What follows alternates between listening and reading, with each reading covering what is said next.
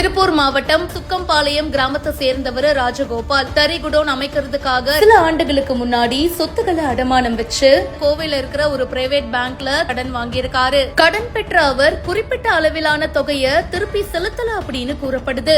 பேங்க்ல இருந்து பல தடவை நோட்டீஸ் கொடுக்கப்பட்டதா கூறப்படுது. இவங்களுடைய தரப்புல பணம் செலுத்தாததுனால நீதிமன்ற உத்தரவின் பேர்ல நிலம் மற்றும் தறி குடோன் ஆகியவற்றுக்கு சீல் வைக்கிறதுக்காக காவல்துறை பாதுகாப்போடு வங்கி அதிகாரிகள் வீட்டுக்கு வந்திருக்காங்க. முறையான நோட்டீஸ் கொடுக்கல அப்படின்னு சொல்லி ராஜகோபால் குடும்பத்தினருக்கும் வங்கி அதிகாரிகளுக்கும் இடையே வாக்குவாதம் ஏற்பட்டிருக்கு. போலீசாரோட உதவியோட அவங்களுடைய குடோனுக்கும் சீல் வச்சிருக்காங்க.